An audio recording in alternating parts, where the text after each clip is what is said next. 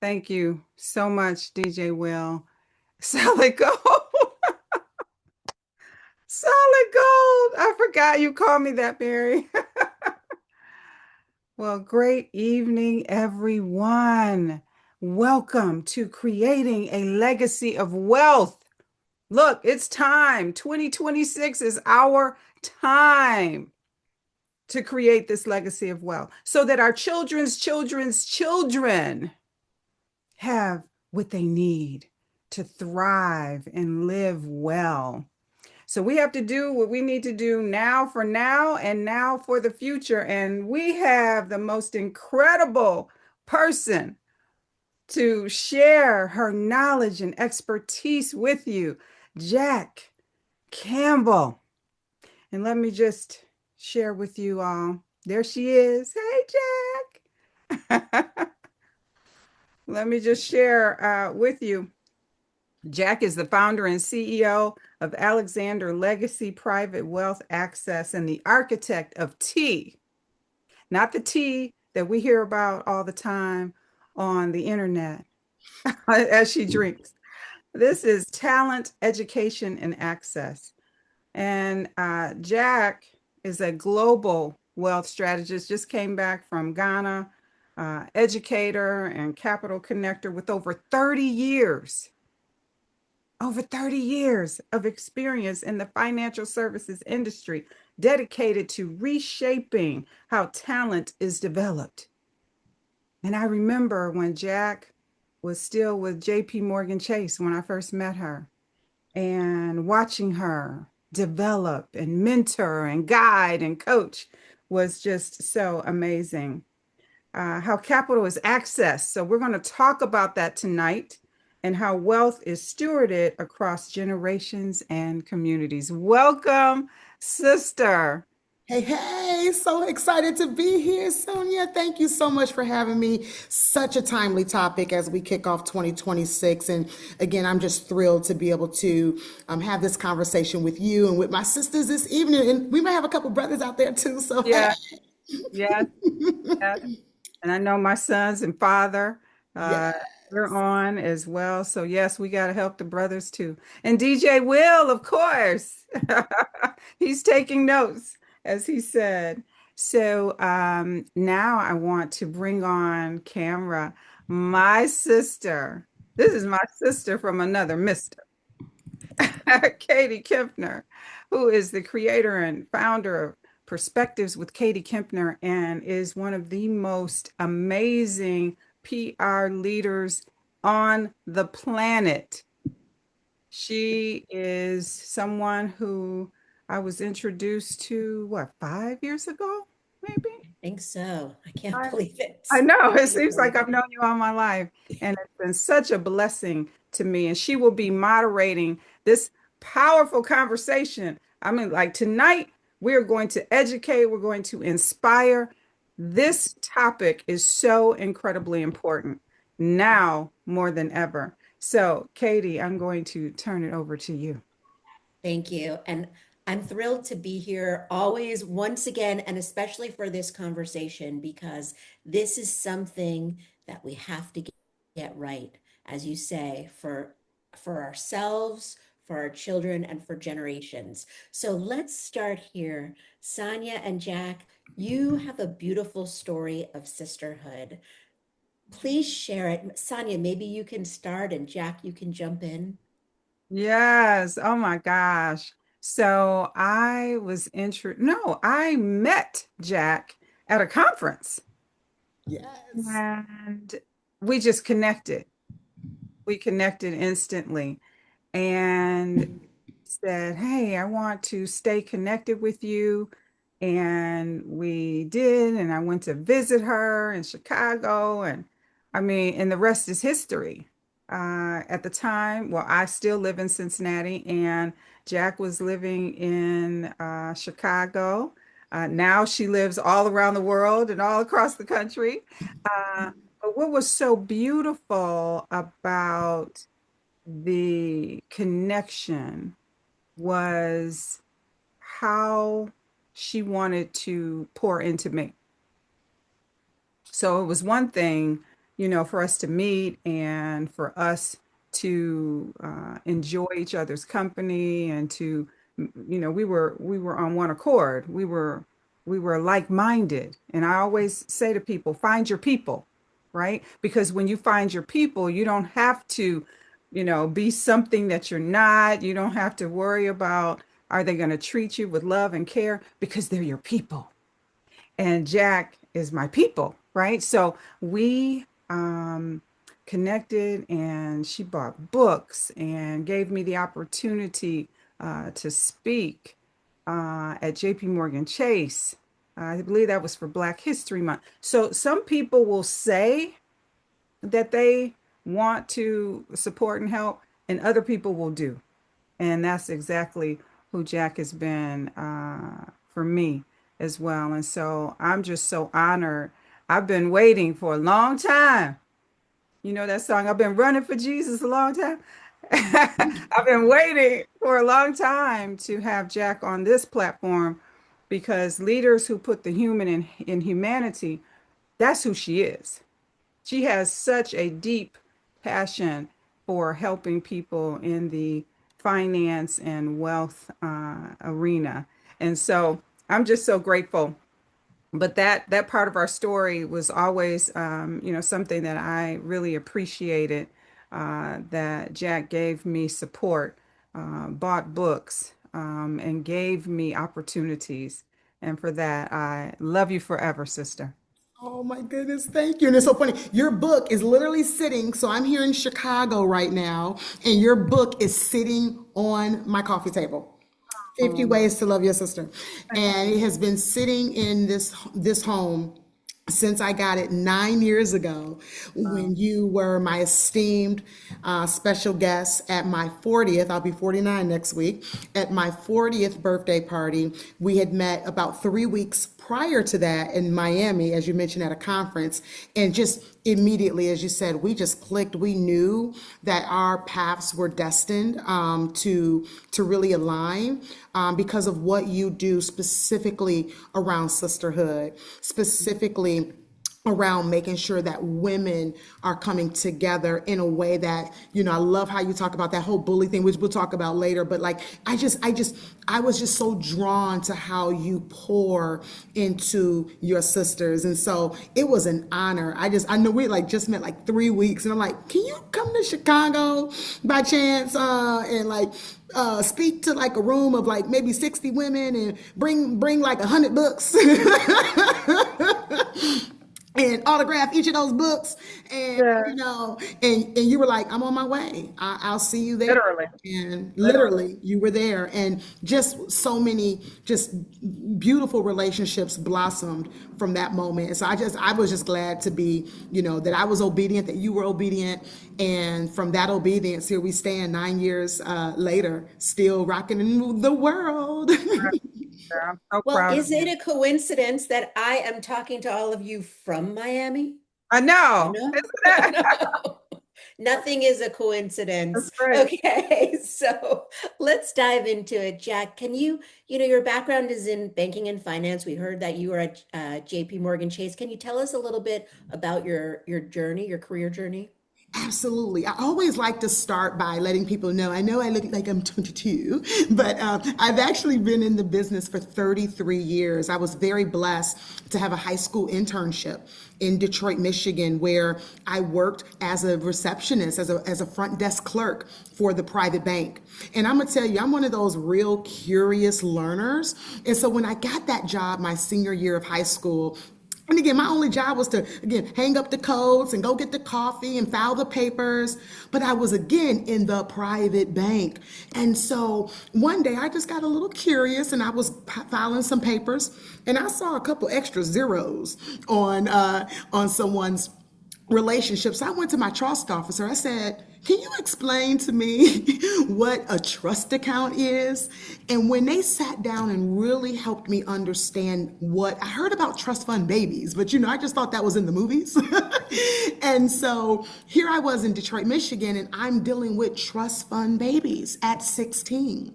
And it was from that moment that it really opened up my eyes. I thought I was supposed to go off to California and be the next Oprah Winfrey, y'all. I was like, I had my eyes set on being a talk show host.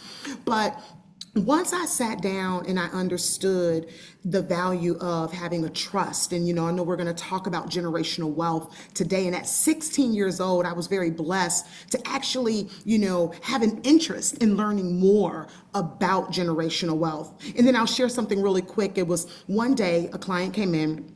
And I was, filing their paperwork, and I looked down at the paperwork, and it was my late grandmother's address was on the paperwork. So I was a little confused because I'm like, wait a minute, this Grandmama Alexander's address, but Grandmama Alexander had passed like 3 years prior. So I went to my trust officer, and I said, I'm sorry, why is my grandmama's address on somebody else's paperwork? And they said, well, because your family must have sold her house to someone's trust. And now I said, so what does that mean? My family doesn't own the house anymore? They said, no, that is no longer part of your family's wealth. That is now part of someone else's trust. And I just remember going back to my mom and my dad and saying, why did we sell grandmama? I saw, and it just, for me, again, no offense to my parents, but it was just, again, it was a light bulb that lit up that said, wow. Instead of keeping grandmama's house, which is one of the things that truly is helping to, again, when we think about generational wealth, it sometimes start with keep grandmama's house. And to the fact that it crossed my desk at 16 years old, her address, but not her name. I knew at that point, when I got old enough, that I was going to have a house and that my grandkids' kids would ultimately be the inheritors of that. So that really started my journey, was seeing her dresses still to this day when I think about it, 17640 Eileen. And I just remember seeing it on someone else's trust. And I knew I needed to learn about these trust accounts real fast. So from there, just real quickly, because we have so much to talk about, you went on and you got a degree in finance, or how did you get to where to JP Morgan Chase? So that's a whole nother story in itself. I've been so blessed and fortunate. I literally did not get my bachelor's degree until I was 39 years old. It was that internship because my grandmother used to always say, you get more bees with honey. And so because I always brought joy and I brought, a bright, work ethic, I would just say work ethic was key. I was the first one there, the last one to leave. When that high school internship was technically scheduled to end, the trust officers asked me, did I want to stay on as a full-time employee? And I negotiated because I was really good back then. I said, I'll stay on full-time as long as you do one thing. Pay for me to go to community college at night, reimburse, do tuition reimbursement. And that way I can work all day. I can go to community college at night. It might take me a little slower route. I wasn't able to go and do all the fun college stuff that my friends were able to do. But I ultimately graduated without student loan debt, with an executive VP title and a 7-figure portfolio. So that came because throughout my internship, I just was always the one that brought the work ethic. And again, like, for example, when my one trust officer would go off and do meetings, at the golf course or meetings at clients' offices, I would ask, can I follow you? Can I jump into the Lincoln limousine? Because back in those days, we're talking the 90s, they had the Lincoln town car limousines, and I would be right in that town car at 17, and I would bring the coffee. I would say, just let me hang the coats. So I was on the golf course at 17. I was, in the town cars, listening to those conversations, listening to deals get done. And by the time I was 18, I said, I want to be a stockbroker. So I started studying, because you didn't have to have your bachelor's degree. You just needed to have the work ethic. So I started studying for my Series 7 exam back at like 18 years old. And by the time I was 21, I was doing $50 million deals for the investment bank for Comerica. because I had started at 16. And so I just let my resume just literally, it blossomed to where I could go into a JP Morgan Chase without a bachelor's degree, but with a strong, strong resume. And with, of course, great credible resources that said she's going to be the one that's going to be here on time, give you give a great client experience. And most importantly, I may have not had a degree, but I'm the daughter of a CPA, so I knew numbers. So I knew how to go in those deals and say, wait a minute, we're not making enough on this deal. Let's go back. So I'll say that, that was really what got me in the rooms at the JP Morgans, at the Royal Bank of Scotland's, at the Northern Trust of the world, where I spent, the majority of my 27-year career before I ultimately retired at 42, took a year off, and then started my firm in 2021. But it was really because, again, at 16, once I saw that first trust account, I knew I wanted to be a trust fund baby and I wanted to create trust fund babies. What Wow. a story. Wow. Sonia, for you, I know you talk all the time about how important a work ethic is, and you can see, JaQ is a true example of working hard and what that can mean in listening and really pushing yourself. Financial literacy also is something that's really important to you and really important to the Sister Accords mission. So, why have you included this as such an important aspect of the organization? So often, and my background is in purchasing, right? Which is being a buyer, having to dig into the numbers, having to understand the numbers, having to make sure that I understood what my suppliers were doing, right? How their businesses were structured. And so I remember early on saying, "Oh, I'm not a math person. Oh, I'm not a numbers person." And we have to be careful with what we are saying about ourselves and putting things out there saying that we can't do this and we can't do that. And I can't understand this and I can't understand that. And so I wanted to make sure that our girls and women who are part of the Sister Accord weren't doing those things, and that whatever it is that you want to learn, you can learn it. And we can do it together. We can lock arms and hearts and do it together. And so that's why STEM and financial literacy and all of these things are a part of what we do each and every day through the Sister Accord programming. And making sure that we understand financial literacy. What does that really mean? And how do we leverage that understanding to live our best lives?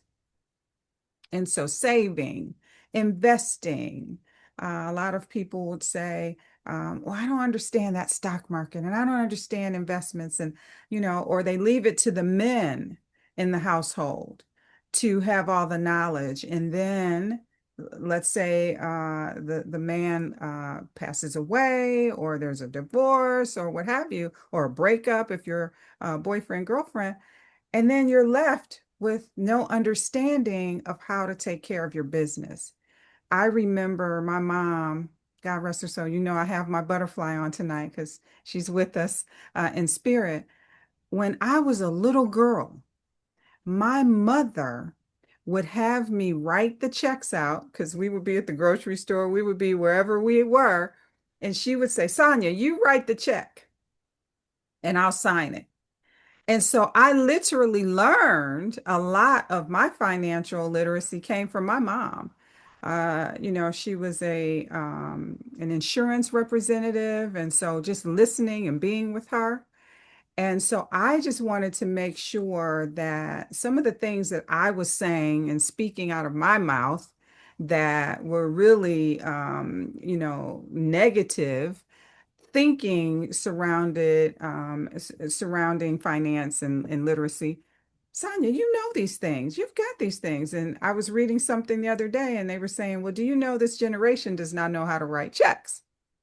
And well, who's teaching?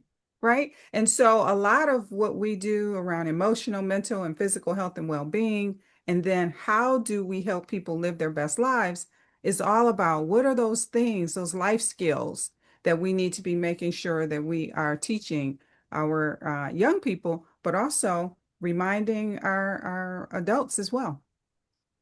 So you raise an excellent point, and I am actually an exact example of that. So I was a main breadwinner in my first marriage, and I made a, I figured, well, it's a luxury for me that our bills are paid and I work so hard.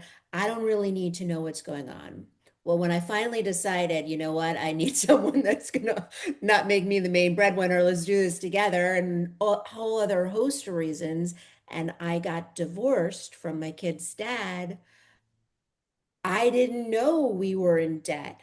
I didn't know anything about where our money was, so he hid some of it. And I didn't know that as the, main breadwinner, I was going to be obligated to pay alimony and child support, even though I had my kids almost the entire time. So I was in a pickle. So, which took a long time to get out of. You know, Right. JaQ, I want to ask you, how often does this happen where women just sort of put their head in the sand because they think it's sort of a luxury to not have to really understand, or they don't want to deal with the stress of it because they have other stresses? And then, really, my much more important question is, what should you do to help protect yourself so that you're never going to be in that situation? Of course, you hope you're not going to be in it for many reasons, but just in case you are, what should you do to protect yourself? Absolutely. Again, it's true. It's a real life thing that, there are women who, and that's why I love that we have, sessions like this, where people can come together and really educate and empower themselves about money. Because, I mean, there are women out here. I shared a story earlier during our prep call about one of my very early clients who went through a divorce, had never even cut a check. I mean, she never even knew what a debit card was. Think about that. And so went through a really difficult divorce, but, was, fortunate enough to receive alimony, fortunate enough to receive a settlement. And so, what I had to do every week was literally have her come to my office and show her step by step how to create a budget. Like, it starts with like things like that, like how much money is coming in, how much money is going out, what's left in the kitty, and like, just being, and again, without judgment, right? No judgment. Because again, in some cases, depending on the marriage, some of the women just never had to literally deal with money. It was just something that just they didn't have to deal with. So that's why teaching money right now is to women is one of my number one priorities. Why? Because by 2030, my friends, women will be the majority wealth holders in America. Let me say that again. By 2030, women will be the majority wealth holders in America. I'll give you a case in point. My father, who I wear around my neck right now, he passed away in October of 2025. He left behind his wife, my stepmom, of 42 years. My dad was the breadwinner. My dad was the one who paid all the bills, who bought the house, bought the cars, paid the bills. My stepmom didn't have to worry about anything. But guess what? Now she is the wealth holder. She is the beneficiary. She is the heir. And so the first month, I remember sitting at the kitchen table and she just bawled because she's like, I don't know where to start. And I just said, take a deep breath. You're going to be okay. Right? And so I think, one, it's just knowing that you're not in it alone. I think a lot of times when you get into those kind of situations as a woman, you think you're like the only one out here. And it's like, you're not alone.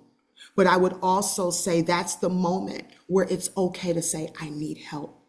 And seek the help that you need. Because sometimes, we can be a little private when it comes to money and when it comes to finance. And I think that's where we do have to, if we want to create generational wealth like the Rockefellers, we have to own our money story, right? Good, bad, or indifferent, own it. Well, Because let's when talk we about, own it, Go ahead. I'm sorry, Katie. Sorry. I'm sorry. No, no, no. You got me all like, so, but what if what if part of your money story, Yeah, like many people in this country, is that you're in debt? yeah, yeah, yeah. And that can really feel heavy to Ooh, people, you know? absolutely. Well, guess And what? so $36 trillion. you're not alone there You're not either. alone there either, my friends. The America, as I just left the continent of Africa, where everything has to be purchased in cash, and they do not have debt. You have to literally buy your home in cash, or you will not have a home. So it's a very different philosophy on wealth, depending on again where you are in the world. Here in America, we thrive off of debt. And so again, don't let that be anything that discourages us. Let's think about again how we tackle things like debt, which can in some cases feel heavy, especially if it's what we call consumer debt, right? Which is very different than maybe student loan debt, very different than a mortgage, very different than what we call in our world good debt versus bad debt. Right? So, like if I'm starting a business, for example, and I have to take out a credit card or a personal loan because it is fuel to ensuring that my business can have cash flow, then in so many ways that's considered good debt. Because the idea is that it's going to ultimately pay for itself through the cash flows of the business. But in some cases, it might be consumer debt, right? It might be a credit card that's maxed out at 30% interest. And it feels like there's just a never ending cycle of paying those minimum payments. But here's what I will say. Again, I always go back to, I shared this earlier as well. And what has worked for me and what has worked for so many people that I've coached over the years is there's a philosophy I use, and I even tell my kids, give, save, then spend to win, win, win. Because if you do the first two, they will always take care of you. Okay. And so with that, it is truly about knowing that at the end of the day, you're not alone when it comes to debt.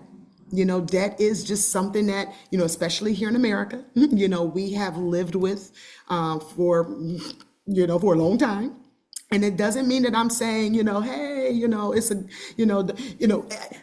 what I'm saying is that I still want you to be in the discipline of whenever that first dollar comes in, 10 cents goes to there's always somebody that needs it just a little bit more than we do. I was all through the villages of Africa this past month, and I saw so many more people that needed it more than I did. And there's just a I don't know, there's just something magical about knowing that when you give of that first fruit, it's going to always take care of you. Number two, before you pay any of these credit cards, you're going to pay yourself. Okay. Remember, give, save, then spend. So you got to take care of you. And that's okay.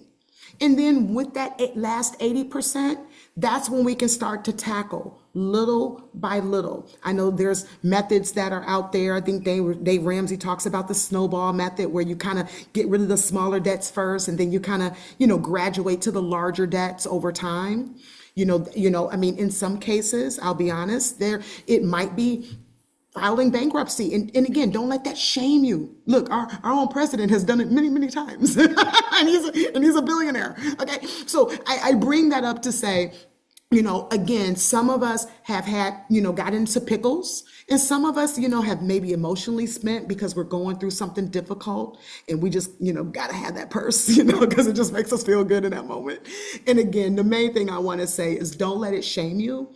But, as grandmama and them taught us, right? When you know better, you try to do better, right? And you always, every day, we have this fresh new compassion, and it's like almost like a fresh new day. So you might get off the call today on 127 and decide on 128, I'm starting over.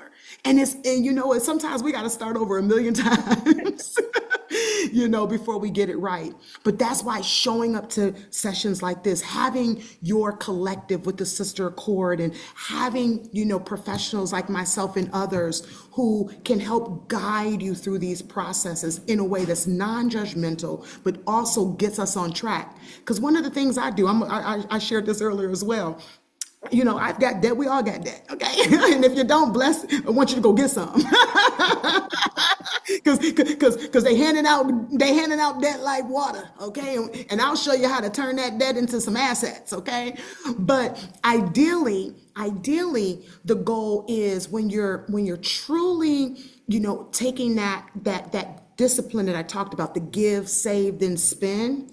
Sometimes it's so funny. I've done that over the years where the investments, especially since the stock market has had some decent performance, I would say, over the last years. And then of course, last year I got smart and started putting money in gold and things like that because I started to see the signs of the times, and that almost doubled. Silver almost tripled. And again, it doesn't mean you have to have $1,000. It was $20 a week. It was giving up that Starbucks for me buying the Starbucks stock, right? Giving up that Apple to buy that Apple stock. Giving up that McDonald's to buy that McDonald's stock. And so it's just really saying, I'd rather have my dividend off of that company, pay for what I want, and just again, start to kind of, again, it's all mindset. I think that's the biggest thing as well, is that knowing that, if Sonia talked about it earlier about, if you, what you say. Oh, yes. Amen, Iris. Retraining that brain, and every day I do an affirmation. I hope that you all do your affirmations daily. I wake up and I do gratitude is the first thing I do. And then after that is affirmation. And I remind myself that I am wealthy. And wealthy doesn't always mean, I've got $1 million in the bank. Wealthy starts here. What? Being renewed of that mind. Wealthy starts in the mind. And you have to believe that you are wealthy. I was just in Africa and I met a woman in the village, in the markets. It's called the Makola markets. You've probably seen it on TV. It's all there are vendors out there just bartering and trading. And I'm in the marketplace and this woman is on 5 generations. She's the 5th. She's training her grandson. So by the time she leaves this world, they'll be on 7, if not 8 generations of wealth transfer. Does she have a big, huge home or a Maserati in the driveway? No. But what she does have is her great grandmother's business that has created wealth for now their children's children's children's children. Say that again, right? So one of the affirmations I say every day is that my children's children's children will never have to start from zero. My children's children's children. I done took it a step further from the word, my children's children's children will never. And you just have to believe that. We have to sometimes walk by faith and not by sight. When we look at that bank account and we look at that debt, we have to say, as long as I'm operating in a place of discipline, where I am truly recognizing, all right, I want to decrease my debts, I want to increase my assets, and I want to have a discipline that allows me to understand that I give, save, then spend in that order.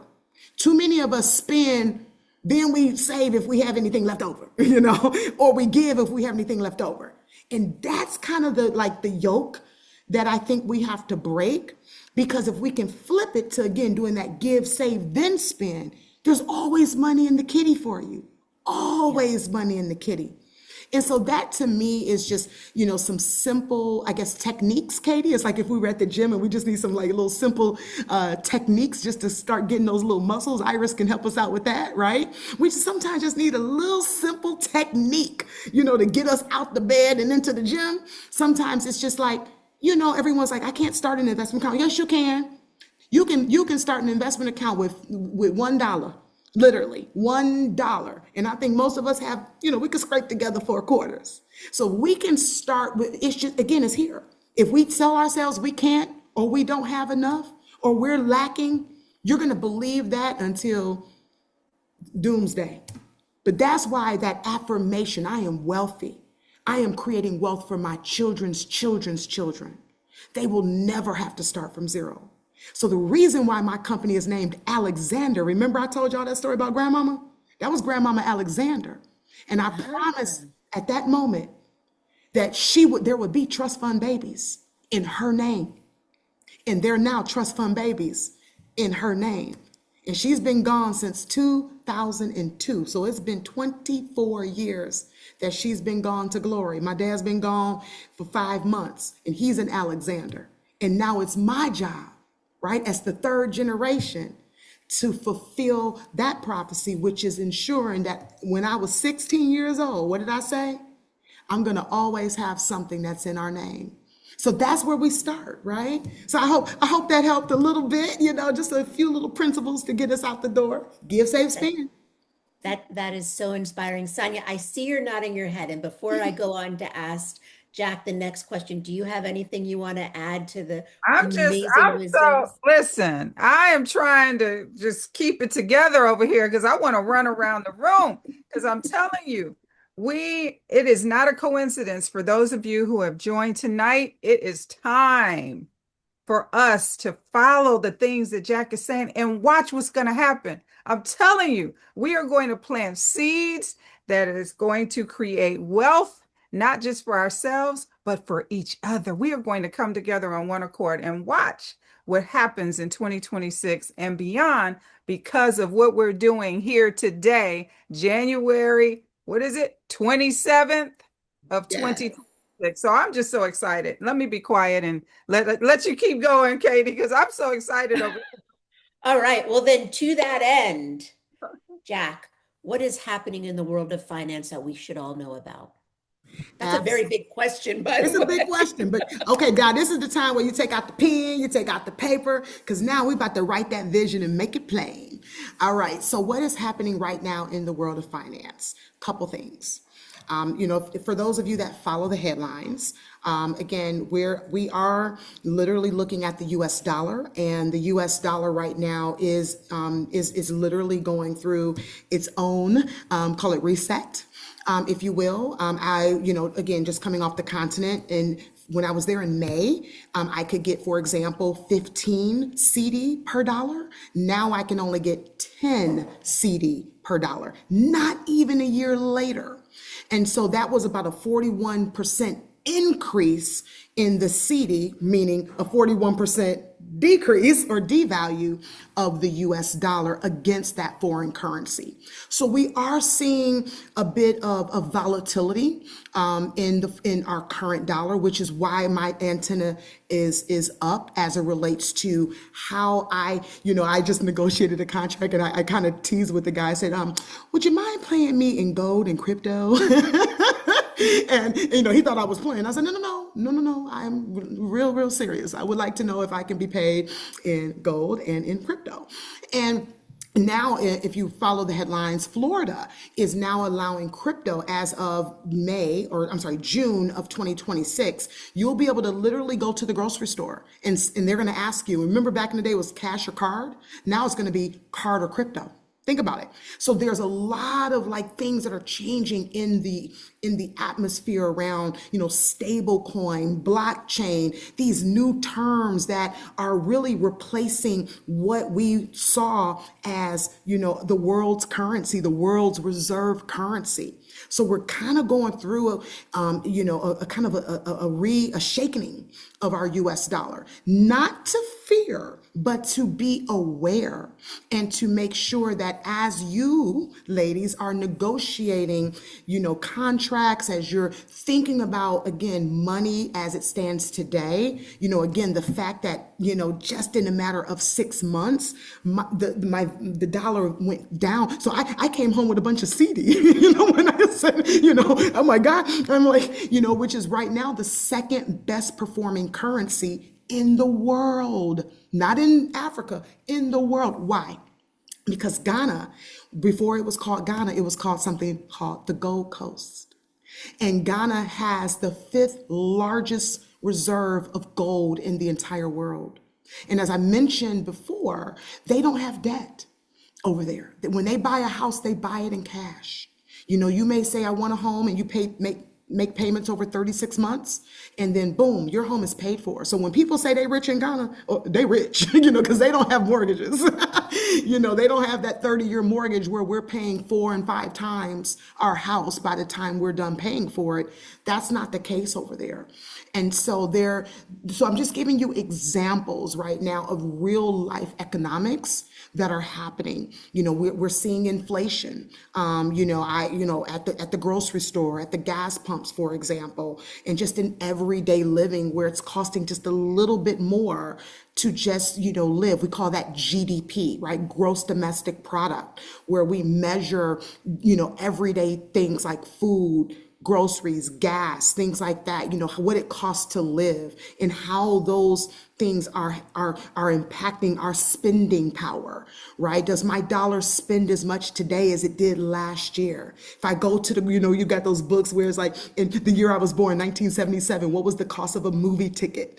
And now what is the cost of a movie ticket? What was the cost of a Happy Meal, when McDonald's, when I was a little girl versus what's the cost of a Happy Meal now, so those are the kind of things that we're watching, at the top. We're watching, again, our dollar right now sort of go through a bit of a change. And so we're being very, very sensitive about, again, we're in a global economy, my friends. And so that's why, again, a big part of the work that I'm also doing right now outside of Africa is just really understanding, how things are happening in China, what's happening in Europe, what's happening in some of these sort of emerging economies where they're seeing, their currency really sort of grow up against the US dollar. And then it's really about, again, how do we sort of hedge? That's another key word. How are we hedging against, some of these things like inflation so that, if I'm looking at my dollar a year from now, that's why it's so important to be an investor, because the only real way to hedge against inflation is to have your money outperforming inflation, which right now could be at around 3 or 4%, give or take. But again, at that's just kind of at GDP levels. You might go somewhere and this is now double. Think about the cost of used cars and just some of these things that have just where the price has just gone through the roof. I mean, I was just at Starbucks today and I think I paid $7, for a venti here in Chicago. Like, oh my God, I'm like, forget it. I'm done with this. I'm went back to the K cups. I went to Costco and bought the big box for. And so those are just things that we have to be mindful of right now as we're thinking about spending, because many of us, again, we still have to spend, but then be mindful of how we're spending. And also, again, be thinking about how to leverage that dollar to outperform inflation. And so, for example, this is not investment advice. I have to do all the little disclosures, but there's a fund that I was very interested in last year. It's called VanEck, VANECK, for example, and they have a gold ETF.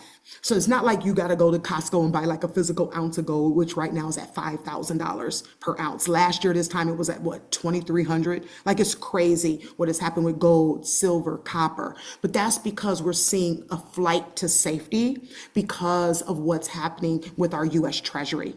So again, not many people can just go out and just hold on to physical blocks of gold because, also that doesn't make you money, right?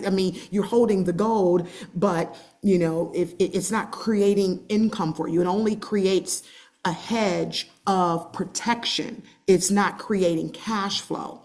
But in some cases, you may want to enter into the gold market. You can enter it through purchasing an ETF for as little as $250. You can own gold. So those are the kind of things that I teach my investors that, we have to start being sensitive about hedging against inflation. And in some cases, we also need to create additional income streams for ourselves so that there's additional cash flows coming into our home. So it's looking at things like bonds, it's looking into things like preferred stocks, which tend to create capital appreciation as well as a dividend. So for example, if ABC company is bought at $10, but for every share you own, it may give you, say, 50 cents per share, and it pays out that dividend on a quarterly basis. You now have the opportunity to have two sets of cash flow: the appreciation, it going from say $10 to $20, and then for every share you own, you get dividend checks that come to you by way of either cash, or if you don't need the money, you can reinvest it and buy more shares, thus giving you more opportunities to create cash flow. So right now I'm really working with clients on a few things because the job market kind of hit a few folks little tough last year with the reduction in DE&I, with AI kind of squeezing out some of these jobs that are just becoming more efficient. We saw the government cuts. And so people are like, JaQ, how do I replace my income? And the best way to replace that, if we can, is through leveraging that dollar to go out and get 10 more of his friends. So we have to teach our dollar how to work harder for us. As hard as we work for it, it needs to work just as hard. But again, it goes back to that mindset of the give, save, spend, and just knowing the headlines. Because I'll pause here, but I'll say, just in looking at the headlines today, it's literally almost, there's a creation of the have and have-nots that's taking place right now. I mean, people who are investing in, the markets, they're making money. I mean, it's just hand over fist. I mean, there were more billionaires created last year than in history. We're in the great wealth transfer, my friends. So over the next 20 years, because of boomers, people like my dad who are transitioning, inheritance are happening. People, over 10 million business owners are set to sell their business in the next 5 years, and they're getting mega bucks if they have a strong valuation on their business. So you're seeing to the tune of $124 trillion that's going to be changing hands in the next 20 years. And so I'm doing a lot of education on a couple things. One, helping people to be prepared for that wealth transfer, but then two, showing people, especially business owners, how to create strong valuations so that if you are one of those people that want to sell your business, you can walk in and get a big fat check and then leverage that check to again go out and create wealth for you. So lots to unpack and things like that, but again, those are some of the headlines that we're focused on. So, I mean, my head is spinning with so much amazing information. And for a lot of people, this is so good, but it's so much to absorb. And I know you have a program that you created for women, so we don't have to all remember this right this second. If we want to join your program, which obviously we're all going to do now, like, how do we do it? Absolutely. And so what I would say is the first thing I want you all to do, if you haven't done so already, hook up with me on LinkedIn. It's easy to find. I'm JaQ, JaQ. JaQ's got the T. So if you go into the search and you put JaQ got the T, I think I'm not the only one that's out there. Surprisingly. On LinkedIn with that, I was, look, that's my little marketing brain. I'm like, okay, I'll be the only one out there with that name, so everyone will be able to find me. And I think once you do that, then I have links, and then I'll put a link into the chat as well. There's Legacy Lessons by JaQ. We've got Wealth Management Accelerator. But ideally, where I love to start, as a matter of fact, as soon as I leave this call, I'm going on another call where I have a cohort of amazing women who are like, JaQ, we want to learn this business, and we want to be able to become fiduciaries. We want to be able to know it for ourselves, or, they want to be able to be, because I didn't share this stat. Over 100,000 colleagues of mine are getting ready to retire in the next 5 to 7 years. Now, I told y'all when I started in the business, it was in 1993. Okay. And many of them were 50 back then. So they're like 80. They're like 85 right now. And they're looking for succession plans. And many of them make, millions, like 7 figures, 8 figures plus. Okay. And so the problem that our industry is facing is that there's only 10% of the industry is under the age of 35. Over 55% of the industry is over the age of 60. And then the other thing is that we don't have enough women. Only 25% of the industry is women. Definitely not enough diversity. And there's just so much opportunity in the industry right now, and we have a serious gap. So one of the things that me and Sonia talked about was just being able to be a resource for anybody who might be interested in this as a career pivot. I love pivoters, people who might think about, like, I want to be a financial planner, or I want to be an investment banker, and I want to pivot to the world of wealth management. Holla at your girl. Because what I'm doing is I'm showing women how to get their Series 65 exam in 90 days or less, which is the required SEC license, which will then again position you so that if you wanted to go work at a JP Morgan like I did, or a BlackRock or wherever, you can. Or you could actually just say, listen, I want to be my own boss and leverage that license to bring in clients who will trust me with their assets. And you have someone like me, as I call it the big sister. Oh God, But a lot of times what I do is I say, because I do bring the 3 decades of experience, you're not in this alone. So I have, a lot of mentees that I mentor, that are ready to be in this business. And again, really want to sort of pivot to this type of career path. And I say we need it. It's because women right now, remember, are going to be the majority wealth holders. And a lot of women trust women Yeah. with their money. They want somebody that looks like them. They want somebody that they can be vulnerable with if they've gone through a divorce or through a death, or they don't feel as comfortable going to some of the guys. No offense to my guys, but some of them just don't feel comfortable. Like I told you, the woman, she wouldn't even go into the office downtown. She wanted to meet me at the grocery store in the banana aisle. Okay, that's where she felt most comfortable. And so women, we tend to be more nurturing, and we tend to really kind of, take a step back and really help, our women, especially those women that you talked about earlier, Katie, that just may have never had that financial literacy. That's where we could come in. And I mean, it could be a very lucrative career, especially right now, given the great wealth transfer that we're in.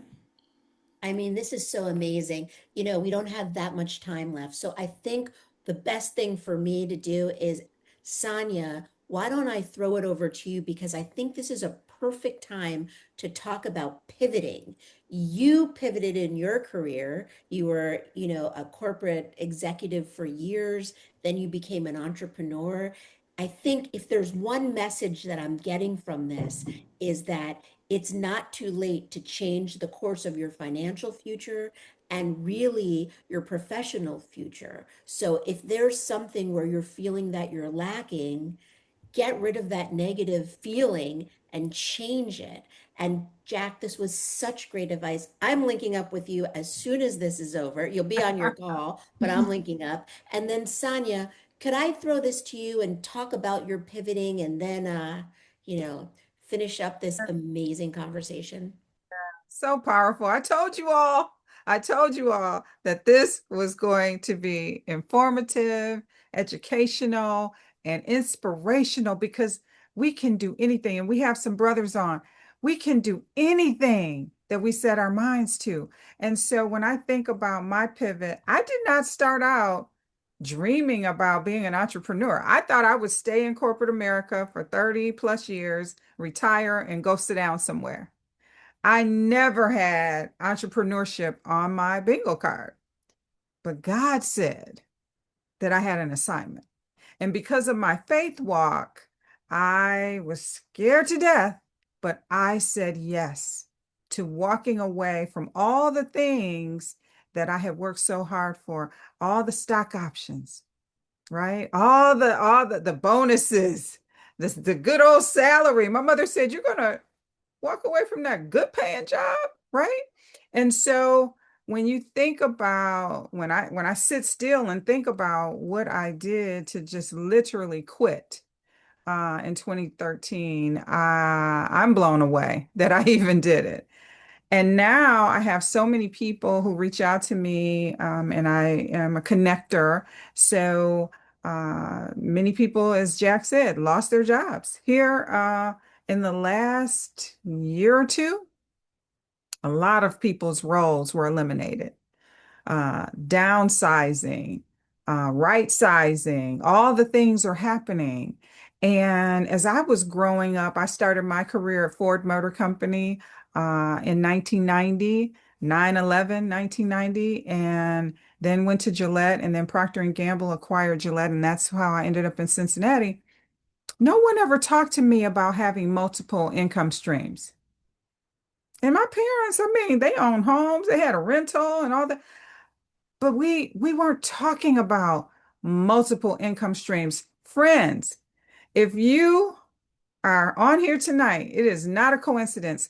Please think of multiple, and I know if you're part of my dream walking program, we talk about this all the time. Multiple income streams are absolutely necessary. It's critical. Do not depend on just one thing for income. And as JaQ is saying, having investments and investing. I wore gold tonight. Guess why?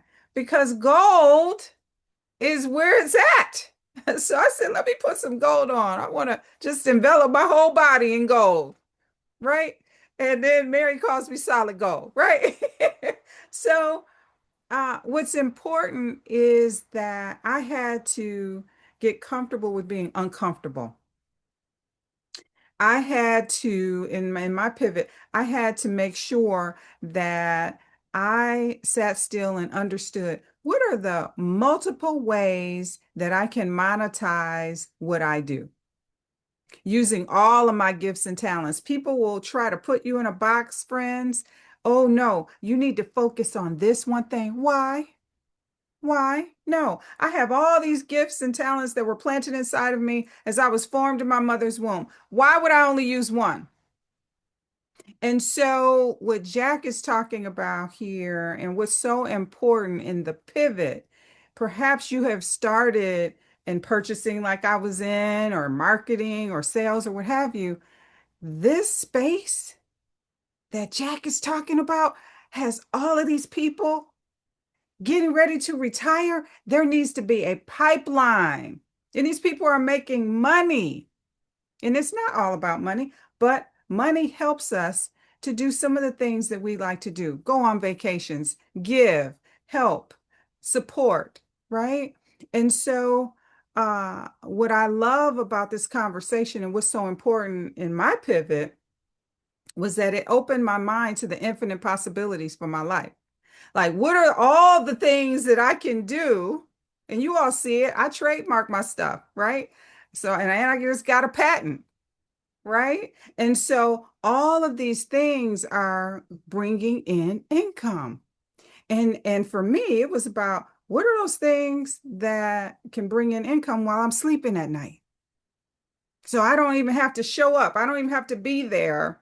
What are some of those things? And so that's why what JaQ is saying is so incredibly important. And you all are going to want to be a part of her program.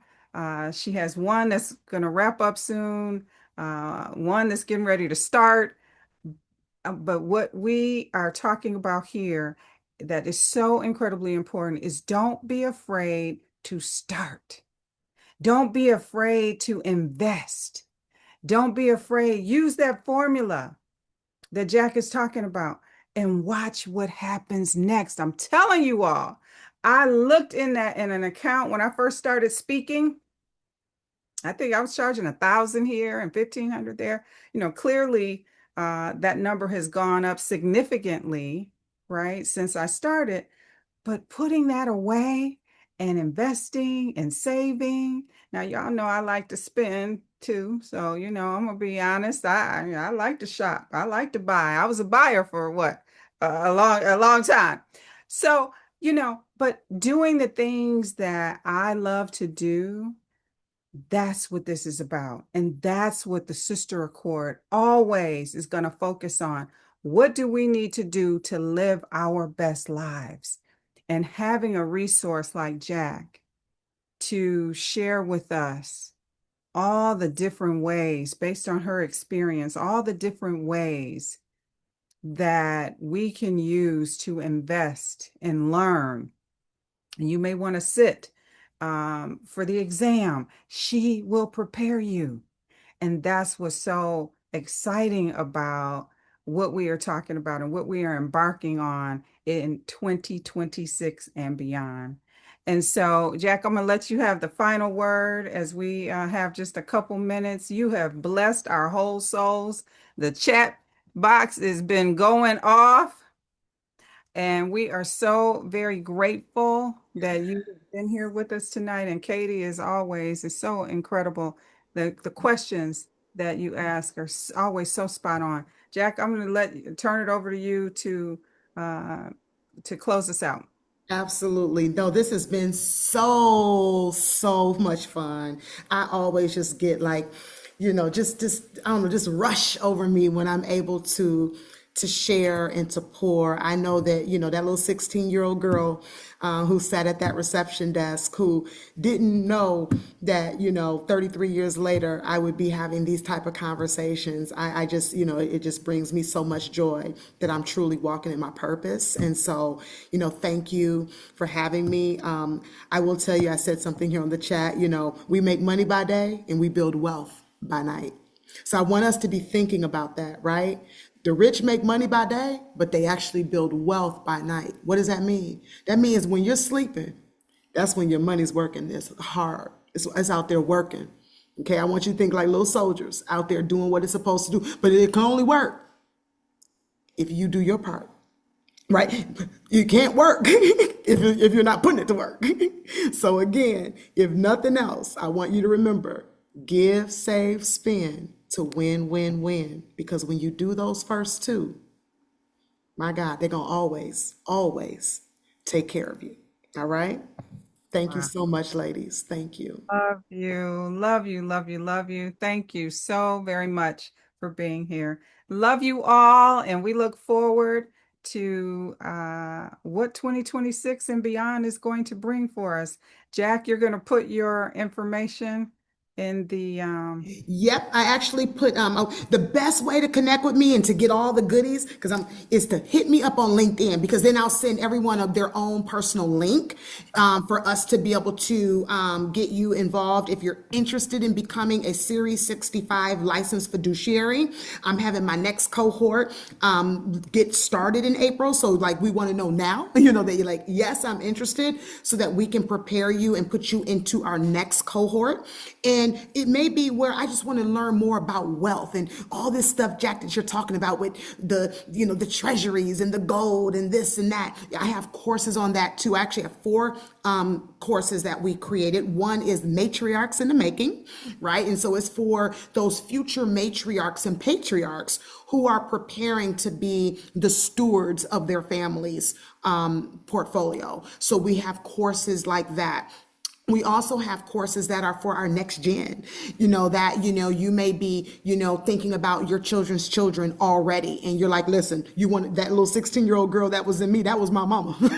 She said, you gonna take that job, girl. So even though I didn't quite, understand it then, I thank God for, today, who's my mother's birthday. I thank God for women like her who, saw it fit for me at 16 to have these kind of sessions, right? So don't be afraid. My 16-year-old son has been listening in the whole time. That's part of his requirement as my son, because he's going to be generation 4, that takes over the family portfolio. So we have courses for our next gen. We also, with my wonderful partner, Dr. Anthony Chan, he's the former chief economist for JP Morgan Chase. We do a course that teaches you about the economy. So if you're into that like nerdy stuff like I am, where you want to know what's happening with inflation and you want to know what's happening with gold and you want to understand, how to hedge, and what, all that good stuff, you want that course. Because me and Dr. Chan, we take you all around the world. We take you to China, we take you to Korea, we take you to France, we take you, to Canada, we take you to Africa, and then we bring you back home to America, and we show you really what's happening around the globe and how you might want to be thinking about foreign currency and just the globe, because we are in a global economy, right? Sonia works with people all over the world. And so understanding the world economy, we do have that course as well. And then the 4th course that we have is our estate planning / business succession planning course. So it teaches you really how to think about one on the estate planning side, how to have a trust, right? That trust fund baby I talked about, the importance of having your durable power of attorneys, your healthcare directives, your last testament and will, again, those kind of things that really protect us, and make sure that our wealth is truly protected for the next generation. And then, as I mentioned, there's about 10 million people that are going to be selling their business in the next like 2 to 3 years. There's a whole article that I put on my LinkedIn last week. It just blew me away. And these are boomers that just, their kids don't want the business. They don't want the business.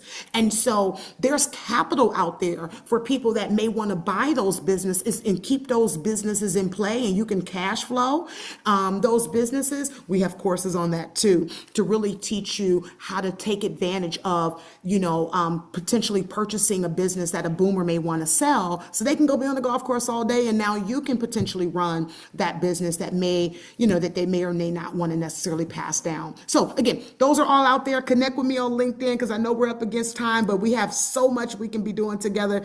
Thank you, thank you, thank you again. Katie, you were amazing. Thank you for this incredible conversation. And Sonia, thank you so much for believing in me. 9 years and 90 to go. Always. I'm so honored to have you here with us. Thank you, Katie. Thank you, everyone. We're going to sleep really good tonight because we know that our futures are going to be bright. Love you all.